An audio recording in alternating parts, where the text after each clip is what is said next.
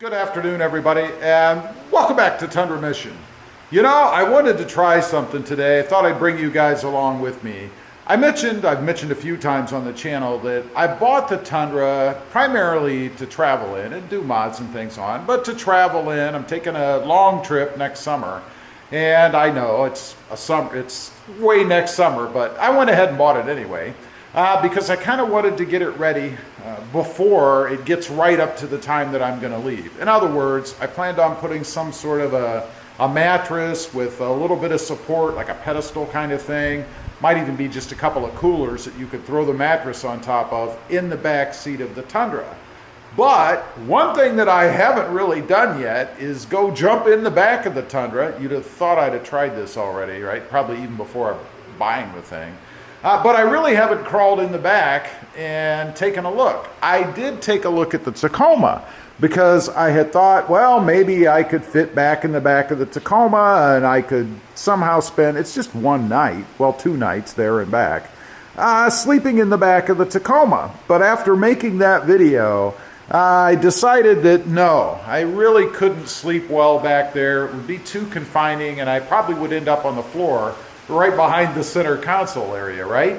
But we need to jump in the Tundra and see if indeed there's enough room back there, maybe even without doing anything, maybe without putting in any kind of a seat or anything, or I should say a mattress back there. So I'm gonna sit you guys on the window, hopefully, assuming my camera will stick there, and we're gonna see if indeed I can actually maybe just lay back here in the back. The truck's filthy, I know. Ew. But if I can lay back in here without maybe doing anything at all. Now you can see, other than a little bit of dust and stuff, it is pretty spacious. And my idea was, or is to put a couple of coolers back here. One on each side, maybe one in the middle. It might take 3 actually. To have something for a small mattress to fit on. And I'm thinking a mattress like you would have in a baby's crib. I think that's about the right size to put back here. Now, let me say right off, I do know that there are air mattresses that have their own little pedestals and things that fit in that area. It's specifically designed for that. But I've got to say, I've slept on air mattresses before. They're not very comfortable. And I'm not looking for, you know, a 5-star hotel feel for sure. But if I'm going to drive 20 some odd hours, I at least want to get a decent night's sleep before kicking off the next leg. So I'm going to go ahead and stick the camera on the window over here, and we're going to jump in, lay down in here, and see just how it is. All right, I've got you guys in here with me. Obviously, we're in the back seat.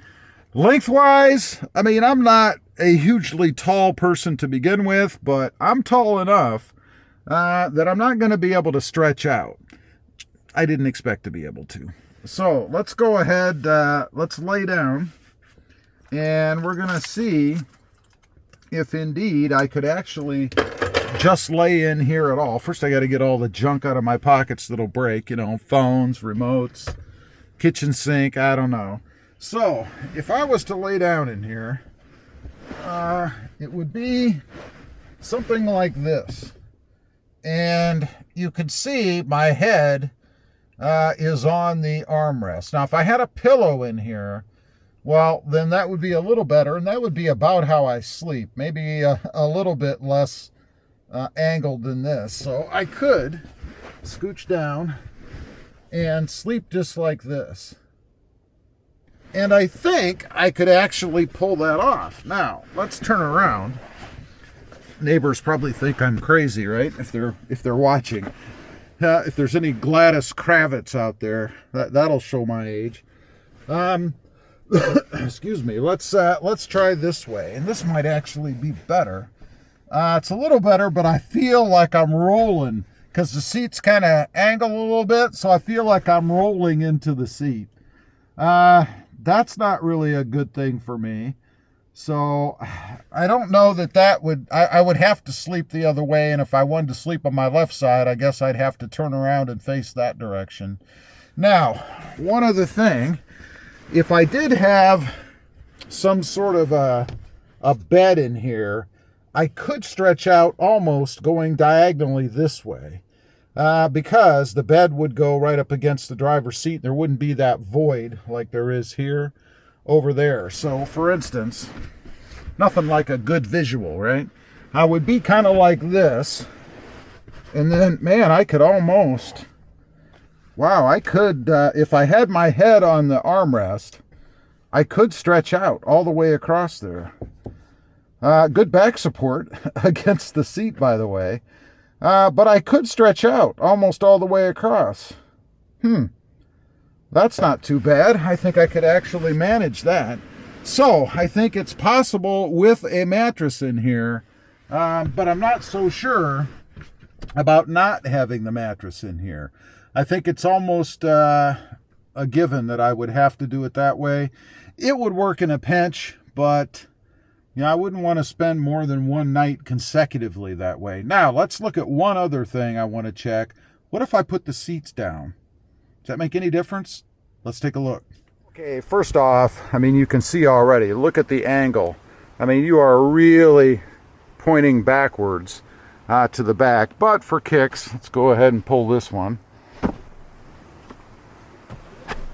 Like so. I mean, look at that angle. There's no way you'd want to sleep like that, right? I mean, you would be rolled up against this. You'd have to put something there to protect your back or whatever from falling in or being, I don't know, weird. By the way, there's the trail toilet paper there. Whole nother story with that stuff. So no, I don't think putting the seats down would matter. Now, one other thing I could try. I suppose you could put the seat up and then put some sort of a pedestal here. That would give you a little more room, maybe, not really, because you do have the edge of the back seat here. So that really wouldn't do much for me either if I tried to go that route. So I don't think that's a good idea either. But I think I now know if I'm going to indeed try to sleep in the back of the Tundra on this trip, I am going to have to put some sort of a mattress or something back there. Now there's one other vehicle I want to try. This is really crazy. Let's run up to the garage.